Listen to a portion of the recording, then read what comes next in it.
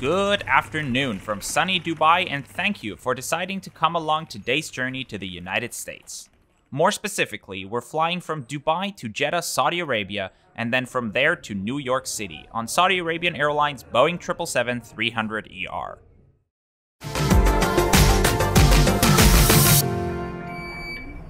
Hello, how are you, sir? I'm good, how are you? Fine, Mr. David, right? Yes. Where you are going? JFK? Yes.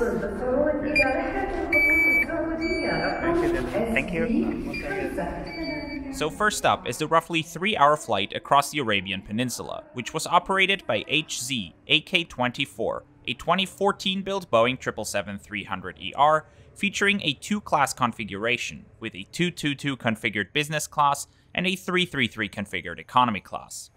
Saudia's 777s with these cabins are mainly used within the Middle East and Asia, as the ones usually used on flights to London, Paris, and the US have better business class seats as well as a separate first class cabin, as you'll see later in the video.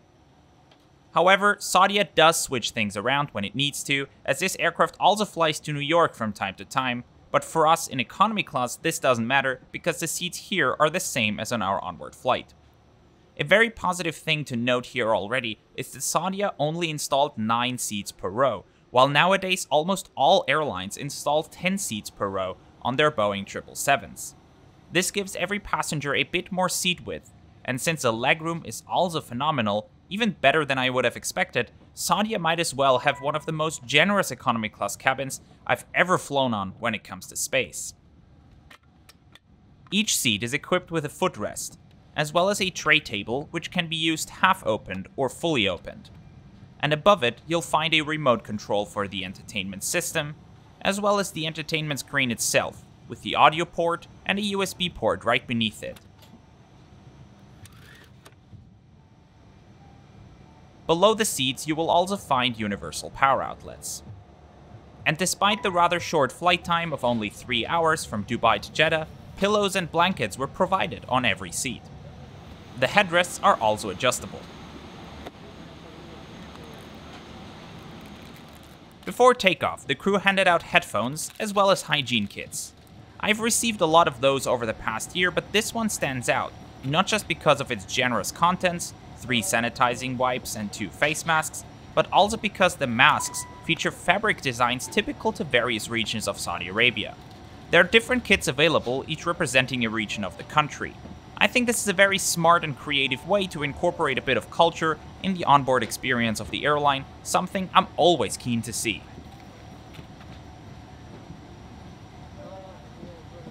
While we're talking about culture, on most Saudi Arabian Airlines wide-body aircraft you can find a unique feature in the rear of the cabin. In the last 3 rows, the middle section is replaced with an area devoted to prayer. There are curtains for privacy, as well as a screen showing the Qibla.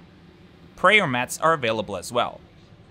Other ways how Saudi Arabia's devotion to religion manifests is the complete absence of alcohol on all Saudia flights, as well as the travel prayer held before departure, something that is actually quite common around here and can also be found on airlines such as Egypt Air, Etihad, and Gulf Air.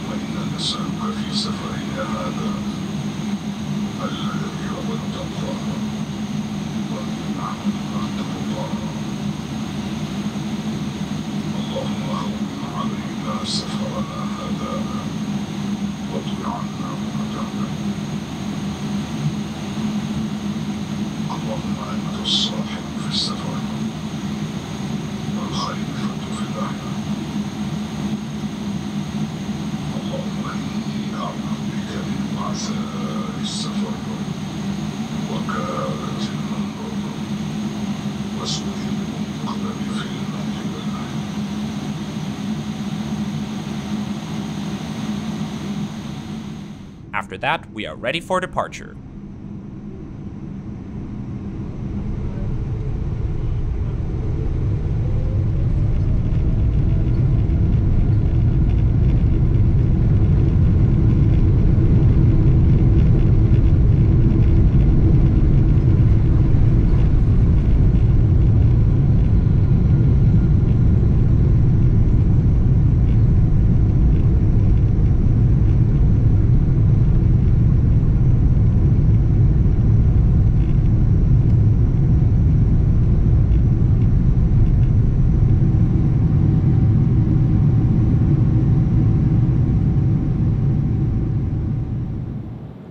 right after takeoff, dinner was served.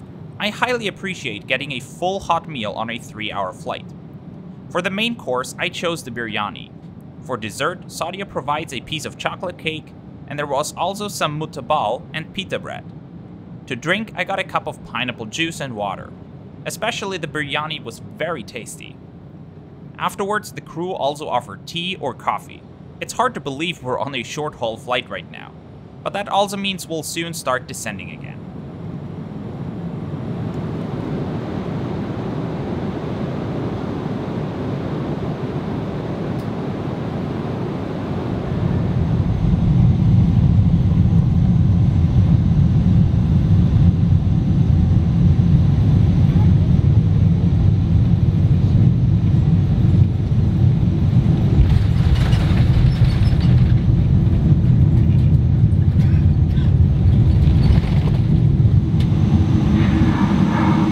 مرحبا بكم في مطار أمريكا هنا من جدة توقيت محلي شبه الساعة 8 مساء. درجة الحرارة خارجية متوقعة هي 25 درجة مئوية. إذا أعزائي المرجع القاعد مقاعدكم مربوطة مباشرة بحسب المقاعد نيابة عن السعودية. Thank you.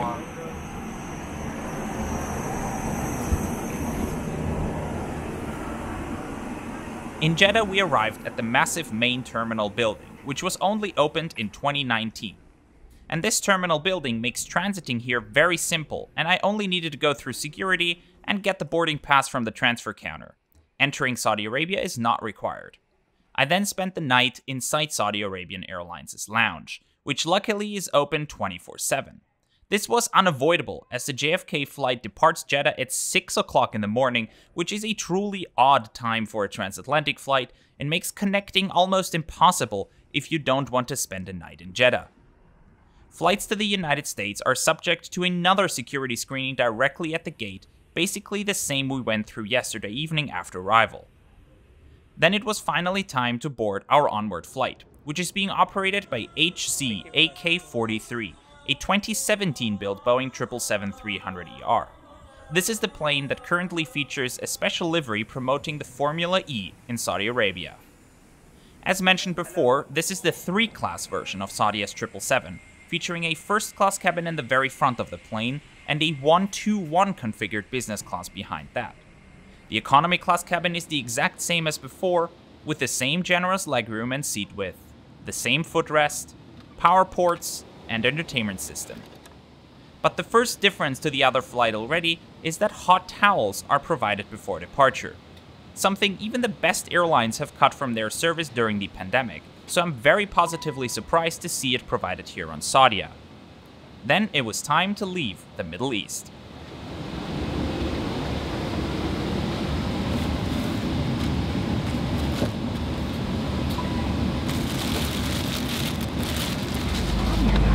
Before helping others, keep your mask on until advised to remove it.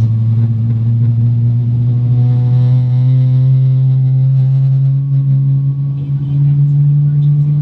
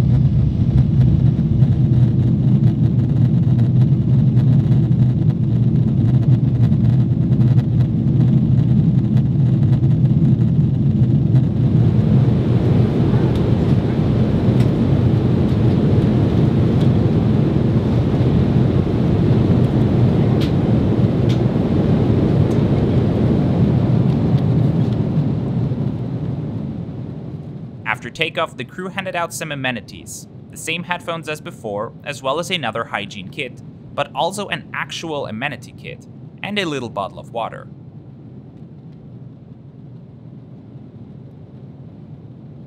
Amenity kits are very rare in economy class these days, so I'm super impressed that Saudia provides one.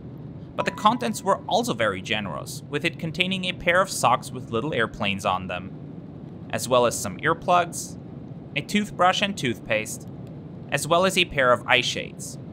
And again, it features the traditional fabric design of a region of Saudi Arabia. Saudi Arabian Airlines also offers an on-demand entertainment system on its long-haul flights.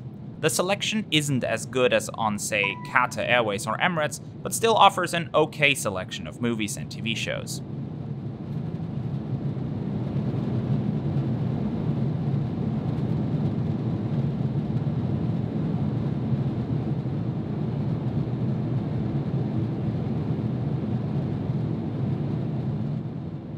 Before breakfast, the crew offered an initial beverage service where I went with a cup of coffee and some cherry juice.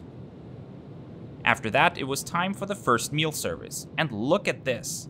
I've only ever seen one other airline providing tablecloths in economy class, and that was when I flew from Los Angeles to Sydney on Delta Airlines. We have actually covered this flight in another episode of Brutally Honest, so make sure to check that video out as well. But I did not know Saudia does meal services like this as well. For the main course, I went with a lamb and potato mafrek with egg, spinach, and kidney beans.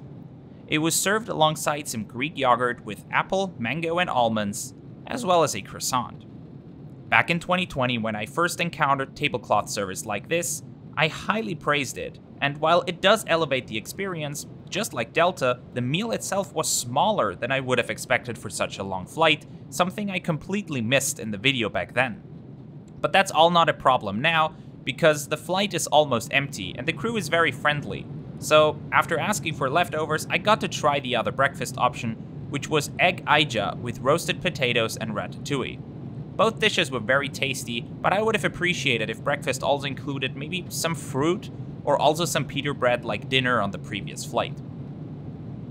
Our journey then continued, flying across Egypt and over Alexandria, and then across the Mediterranean and the Balearic Islands.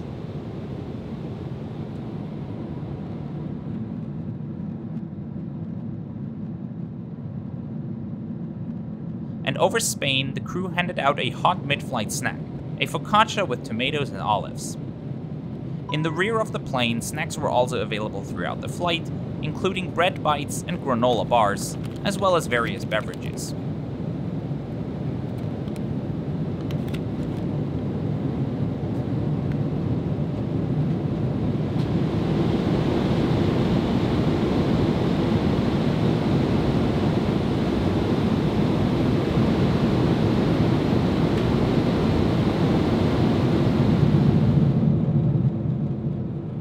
After sleeping for a couple of hours, it was time for lunch, which was again served like this. For the main course, I went with the chermoula marinated prawns with lemon couscous and sautéed spinach, which was delicious. This time pita bread was served alongside it.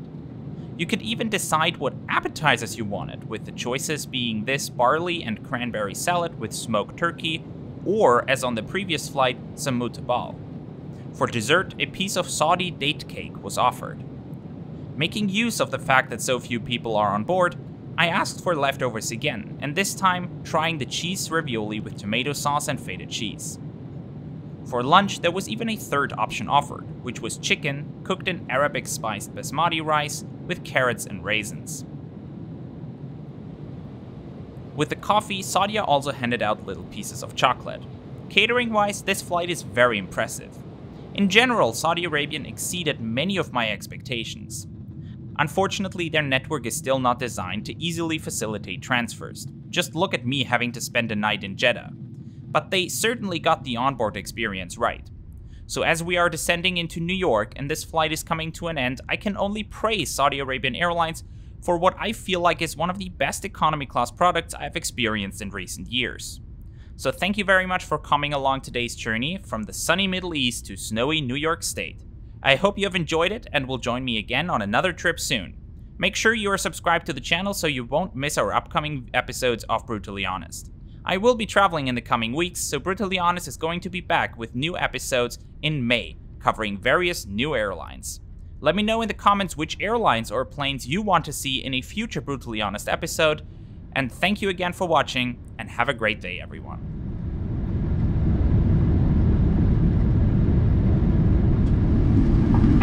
ضيوفنا الأعزاء مرحبا بكم في مطار